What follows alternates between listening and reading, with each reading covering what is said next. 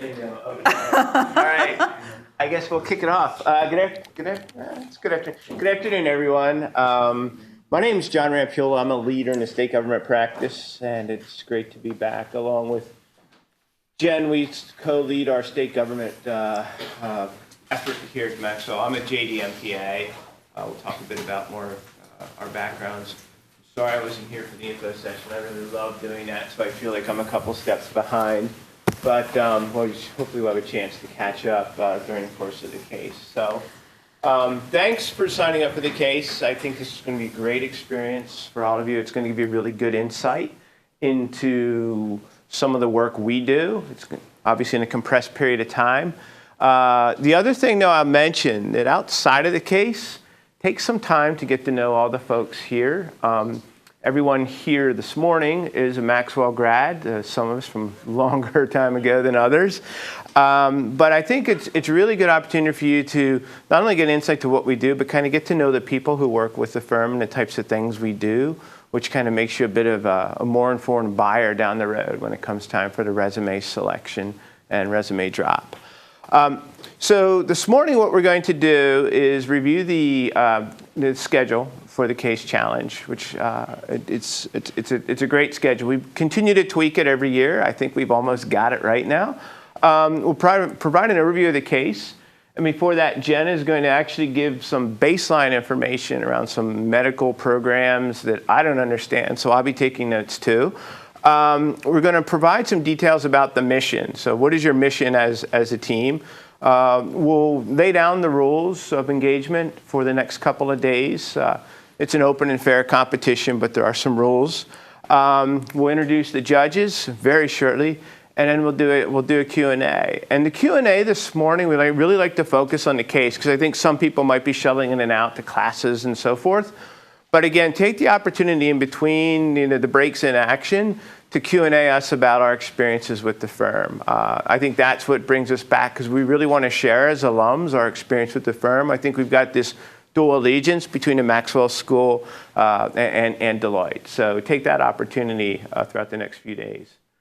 So I guess since I'm talking, I'll continue talking. So I work in the state government practice. I'm 1999 JDMPA.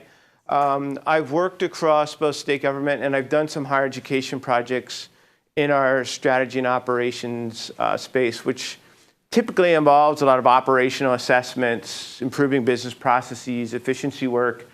And over the course of the last year, I've really been delving more into analytics. How do we leverage analytics in the work that we deliver for our clients, and also helping our clients understand how to leverage analytics to improve their performance. So a bit about me. We can talk more in the future, but Jen? Yeah, thanks, John. So hello, everyone. Welcome again. I think I met a lot of you. I see a lot of familiar faces from the information session. So again, my name is Jen Tift. I'm a senior manager in our state government practice. I've been at Deloitte for 9 years and was, like John, a JD MPA as well. I started out my career at Deloitte in our federal government practice, and I was actually there for 6 years before I moved into focusing more on state and local government clients. So if folks do have questions during the breaks and over the course of the next day and a half that we'll be spending time together about either our state government practice or our federal government practice, I'm obviously happy to answer either sets of questions. And really excited to go through the case with you all, but to also get a little additional time just to meet more of you and spend a little more time just chatting. We will have another senior manager joining us later today, actually, from our federal government practice too. I just wanted to give everyone a heads up, and she'll be here tomorrow as one of our judges. So I know many of you are probably interested in our federal government practice. Betty Fang will be joining us. And Betty is not an alum of Maxwell, but that's okay. We'll still welcome her anyways. But she is an MPA and and one of my closer friends. So when she joins us later, we'll let her introduce herself. But wanted to make sure everyone was aware we will have some folks from our federal practice coming on by. So for the purposes of the recording, they've asked us to use these. I'm going to pass this on. Well, hello everyone. My name is Alejandro, and I am a 2014 Maxwell grad. So not too long ago. I still remember. It's kind of nostalgic seeing you guys here. No, so I've been at Deloitte for a little less than a year, and I'm a consultant in that practice. And currently, I'm working with the HHS department doing systems implementation. Hi, everyone. I'm Sadie Conrad, and I also graduated in 2014. So both Ollie and I have been in the firm for about a year now. I'm also a consultant, and I've been working on business process reengineering for for states working in their Department of Medicaid. And so actually a lot of the information that we'll be presenting today comes from a lot of experience that I've had and talked with states with. So after the case challenge, feel free to ask me some more questions as well. Thanks, Sadie. One thing I'll mention is we have a pretty good variety of our state government offices represented this morning. So when you speak with folks, I think it would really be interesting to learn about those offices and the office cultures. I'll just mention quickly, Camp Hill is one of the more mature offices, and actually Commonwealth of Pennsylvania as a state government account is like the largest client in the firm, not just within the state government practice. We have several hundred practitioners based in Camp Hill. I work in Camp Hill, but I travel a good bit as well. New York, where Jen and Sadie are from, has experienced a lot of growth over the past few years. A lot of it now under Jen's leadership, helping build the practice there. I think we're now hitting a good point with respect to culture and so forth. Yeah. And Alejandro in Boston, as much as I tried to pull him into Camp Hill, he selected Boston for some reason. Also has a fairly thriving practice, but not nearly as good as Camp Hill. So the other thing I'll mention is everyone kind of just gleaned a little bit about their project experiences. Folks have done some really impactful things, and I'll just mention some things that might seed some of your questions to us outside of the case session today.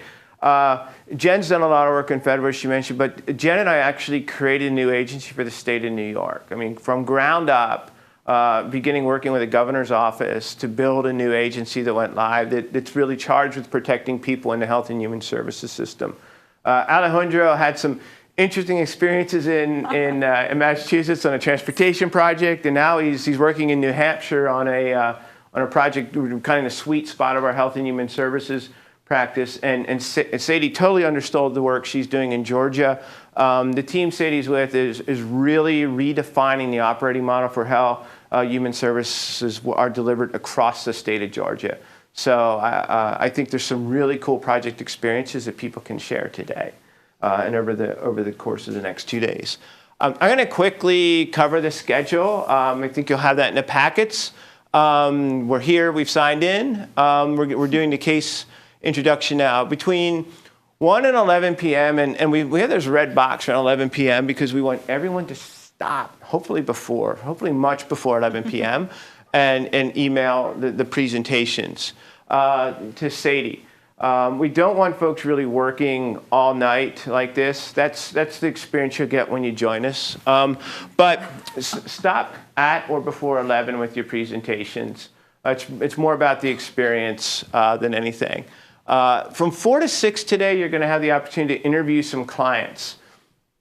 The clients are here today, and one thing I'll mention about the clients is they're going to be role-playing. So if Alejandro, for instance, is a tough client, that doesn't mean Alejandro is a tough guy in the real world. I know how Alejandro, he's a great guy. So don't infer anything about how they interact in Deloitte with the client roles, because our folks really kind of get wrapped up in the role. So from 4 to 6, our clients are role playing. You're not going to see a whole lot of their personalities unless they're really nice. Then that's their personality. I think there's dinner tonight at 5. Is that correct? Yes. Is pizza? Yes. Oh, pizza. Okay, pizza. And then tomorrow morning, we start bright and early, 7:30 a.m. At Maxwell Hall for breakfast. And that, too, is not too uncommon, as Jen and I tell you. I know even in my role now, I have 2 8 a.m. meetings every week that probably get me out of bed at 6. So we tend to start early. So 7:30 a.m. we start. Then we're going to run through the presentations. And there'll be a panel of judges who judge your presentations against some standard criteria. We want to make sure that you have a logical structure, that everybody has a chance to speak. And we'll go through more of the rules later. But I think it's really important that everybody in your team has a very meaningful role in the presentation. That probably more than anything is something that will lose points, so to speak, for your team. So the part of this is maximizing the strengths of everybody in your team. So as best you can, try and level out the participation of the team members within the oral presentations. We'll do presentations, we'll score those presentations, and then to make sure everyone works, we had to inject a bit of a competition. So close to midday, we'll announce finalists. So 2 teams will advance to the finals, to the Super Bowl, the World Series. And when you do that presentation, in advance of that, you're going to receive a case twist. So you won't be presenting the exact same case. So you'll have a very short time after that case twist is introduced to tweak your presentation, freak out a little bit, and then come back and present to probably a broader panel of judges who will then assess the presentations, score them, and then at the end of the day, we'll announce winners, and then we'll have a reception. And the other thing I would say about this is throughout I think the final presentations are going to be open. They're typically open for all the team members to come see how your colleagues present. Don't assess your performance against your colleagues. It never works. We do this all the time. We do orals in almost every procurement we're involved with before a state selects us. And we always try and assess our performance against the other folks. And we never really get it right. So come just as a learning experience, not to kind of figure out why you're not in the finals. And to support each other. Yes, I think that's a big part of it, right? Yeah, We because want everyone this to be a collegial experience. absolutely should be. And then the winners are announced in the reception at 3:15. What I'd say is come to that as well. And please do hang around and talk with us. We're all going to be here. I don't have to leave until Saturday morning to drive home to Camp Hill, so I can be here as long to entertain questions as you may have them. So we really want this to be collaborative is key, but also really interactive as well. We bring a lot of people here. We invest a lot of time to hope you that in general you have a great experience with the case, but also get to know all of us in the firm a little bit better. So with that, Jen will now educate us on some health problems. Did I do that right? Yeah, you did. Did I? You're good. Oh, I went the wrong Other way. way. Yeah, there you go. Okay, All right. the other right. So I'm going to turn this over very quickly if I can. Oh, yep, that's the right one. I want to turn this over really quickly to Alejandro and Sadie, who are really our subject matter experts on this case. But we did want to spend just a few minutes level setting with everyone, because I recognize that not everyone in this room has probably spent time focusing in the Health and Human Services area. I know maybe some of you have, for sure. So this will be a little old hat to you all. But for those of you who have not, we wanted to just make sure at the outset of this, before Alejandro gives you really the case specific facts around this case, we've selected a case. First and foremost is a state government case, so we do kind of switch things up. I think for some of the joint degree students who I know were here and participated in the challenge last year, it was a federal case. This year it's a state case. It is healthcare related, and really the crux of this case is about the state's abilities to choose a strategy around health services delivery that both optimizes service delivery for the people who need those services, but also really optimizes the cost associated with delivering those services. So I wrote up, just as a quick, very high level, like 50,000 view snapshot, for kind of key sources of funding related to health and human services in particular, right? So you see there's obviously the Medicaid program, Medicare. Those are overseen by CMS, one of our logos on the slide. The Veterans Administration, right, they provide health benefits to people who've served in the armed forces. Social Security Administration provides key human services, right, to some of our needy citizens.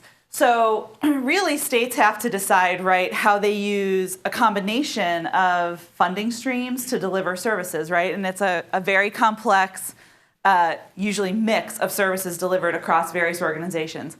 We're really focused today on a case that involves trade-offs between the Medicaid program and the Veterans Administration. So just as context, kind of bear that in mind, right? And Alejandro is going to give you an introduction to the specifics of this case, the details, but that's really kind of the basis or the foundation for what this case is about. Any questions just on that? Is that pretty clear to folks in terms of just the context for what we're going to talk about with y'all for the next couple of days? Okay. How many folks, just out of curiosity, have Health and Human Services background/interest? Good. Okay. It's about half of you, which is kind of what I assumed. So excellent. All right. With that, I'm actually going to turn it back over to Alejandro. And I will say, I think John may have mentioned this at the outset. We did develop this case based on a project that we've actually done. We're not going to reveal too much information until the very end of our time with you about which state it was and really the particulars of what we actually did. But all of our cases when we do these challenges are based on real Deloitte engagements, so you kind of get a sense of the type of work that we do in general. And so just kind of bear that in mind too as you're going through the case. Oh, you're good. So before speaking about the specifics of the actual case, just general announcement, we are aware that some of you have classes at 12:30, so please feel free to, whenever you need to stand up and leave, go ahead and do so. We will be emailing this deck out to everybody, so you're not going to be left out, no worries. You can just flip through it afterwards. So with that being said, we're going to talk about now the specifics of the case. So your client is going to be the State Health Improvement Commission. And they are responsible for overseeing the modernization of the Medicaid system and the business processes associated with that. So the general state context is that they're trying to take advantage of 90/10 funding, which is available through the Affordable Care Act. And they're trying to develop a new Medicaid eligibility system and enrollment system, which is going to be like a one-stop shop. So that's the goal. The governor created the Health Improvement Commission in order to coordinate and oversee the development of this new eligibility system and make sure all the different agencies are on the same boat. The State Department of Community Health is the one who sets the policies for the state and takes care of that end of things. So specifically, money has been earmarked for Medicaid-related business processes improvement projects. So you're going to have $100,000 for this project, and the commission has asked agencies to submit a proposal for this. The projects are intended to streamline business processes and improve cooperations among the agencies, customer service, and obviously cost savings, right? So what you're going to be deciding between is two options between the Department of Corrections and the Department of Veterans Services. The Department of Corrections right now in the state covers all healthcare costs for prisoners while they're incarcerated. And as we're probably all aware, prison populations are growing, so costs are also skyrocketing. So since low-income single adults are eligible for Medicaid under the expansion, the Department of Correction is interested in exploring the opportunity of shifting these costs to Medicaid. Medicaid would specifically cover the cost of stays that are over 24 hours. So DOC, the Department of Corrections, would want to use the funding to create a streamlined referral process between the Department of Corrections and DCH to enroll more people in Medicaid. On the other hand is the Department of Veterans Services. So local Department of Veterans Service offices provide a number of services to state veterans, and these include applying for VA benefits. A recent survey indicated that only 1 in 4 veterans is actually enrolled and have applied for VA benefits.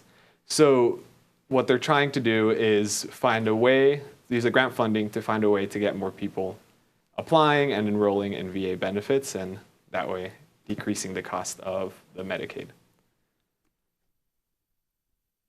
So your mission is to compare these two options and identify which of the two proposals should receive the grant funding. Remember that for public sector clients, there is a double bottom line, so you want to make sure to consider both cost and the public benefit.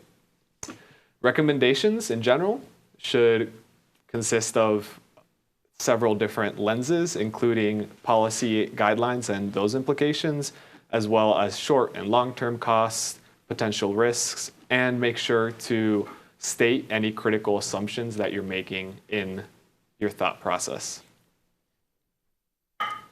So, big thing, we are providing a set of resources and case facts. Please just use those. With these kind of assessments, it's very state-specific. So we have created a very state-specific assessment. So stick to these, and we provided all the information that you guys will need. There's going to be several case facts, such as when it's taking place, percentages, and a bunch of numbers that you guys can get your hands in. Yeah, and we'll be sending you this deck, so I won't bore you and read through it. And then data sets that you guys can use and some articles that we've identified to give you a little bit of a background if you want to have a better understanding, or or the half that doesn't have DHHS experience. Just chime in real quick. It may not be recorded, but that's okay. I just want to clarify, make sure everyone kind of gets the related back to the funding overview that I gave. Right. So there are a couple things at play here. So just so that everyone's on the same page with regard to how this kind of works. So there are different pots of state money at play and then federal money at play. So in the Department of Corrections example, right, you've got an opportunity from the state's perspective to move some of the funding responsibility away from what is now a single state source, which is the Department of Corrections, to what would be a shared source, right, between the Department of Corrections and then Medicaid, which is jointly funded by the state and Medicaid. So the theory behind it would be that some funding responsibility would be moving out of the state potentially by exploring that option. Does that make sense to everyone? Okay, I want to make sure people understood that the Department of Corrections funding was 100% state funds. That's why they're considering this option.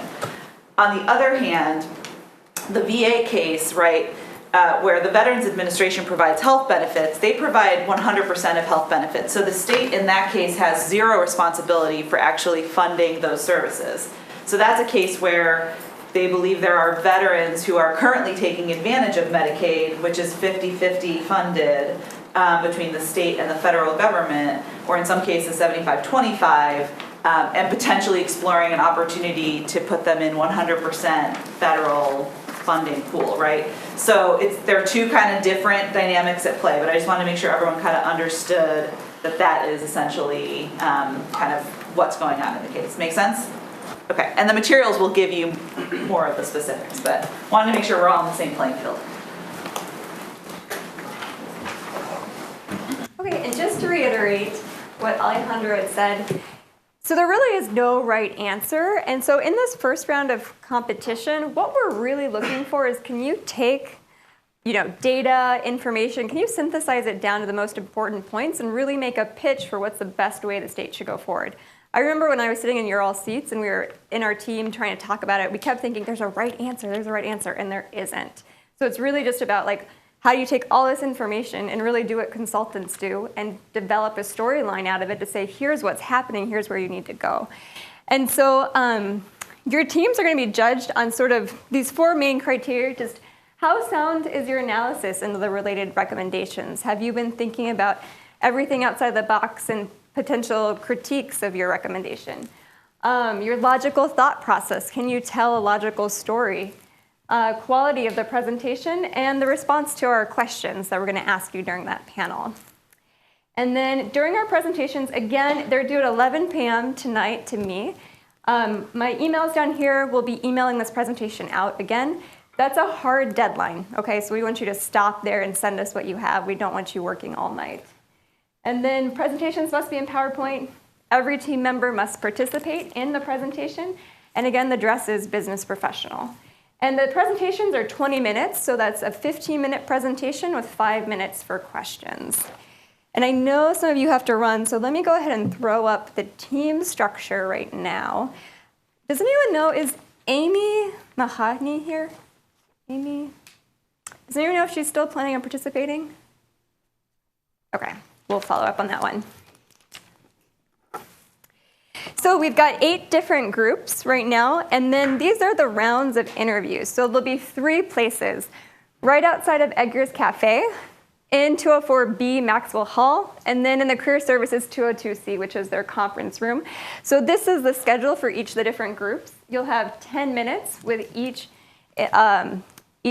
role-playing person, and then you'll rotate through. So it's actually a very logical sequence, except for groups 7 and 8. You're kind of at 2 different times. So I will email all of this out, but leave it up for right now. Any questions at this point? We did a really good job explaining.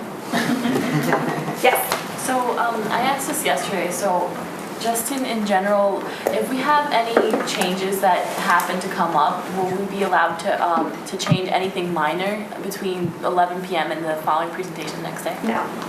So whatever you send me at 11, I mean, you guys can, in the morning, before the presentations, talk about your roles and speaking, and you can change that, but whatever's on your presentation at 11 is it. Yeah. Yes. I know you said you were providing information for the case. Do you have more background information for those of us who are really not familiar with the U.S. healthcare system? Yes. Okay. So we've provided information on basic facts for Medicaid. Okay. And so you should be able to answer this case based on all the information that we provided. We wanted to make sure. There's a ton out there on healthcare, so you don't want to go Googling a lot of it because it actually is much more confusing. So you should be able to answer everything based on all the yeah. One thing, and Sadie mentioned this, this is a closed universe case, so use the materials that you have. But because it's a closed universe case, you may find there's some facts or some details that you'd really like to have. Where you find those gaps and they really fit into the logical structure of your story, it's perfectly fine to make reasonable assumptions. But just make sure that during your presentation, the judges are very clear about any facts that you've assumed. So that too will be really important because it's finding that logical structure, making sure that your assumptions are laid out very clearly for the judges. Yeah, and to that point too, you should assume that during the client interviews that you'll have, the clients may have additional information for you, right? So you definitely want to make sure you spend some time, right, after you all as teams absorb the basic details of the case, thinking through some very thoughtful questions for each of those clients, which you'll learn more about in the materials that Sadie's going to provide, because those folks, should be able to give you some additional details that you need to answer the case. And like John said, if they can't clarify every single question you have, that's very much like how it is in the real world when we meet with our clients. Just make the assumptions and then make sure you state what they are. Okay? Who's excited? Okay, I'll be emailing this out right now, and also feel free to reach out if you have any basic questions, not specifically about the case, but just about structure or where's people at different points. Feel free to email me. Oh, and one more thing that I think last year's group found helpful, because we didn't make it explicit, feel free to use the presentation itself if you want to use it as like your template and clear out the information that's on it and, or use whatever format you'd like. But some people stress about what format should I use for the slides? It honestly doesn't matter that much, but if you want to just use this, kind of basic template, that's perfectly fine. We don't want you worried too much about the template that you use.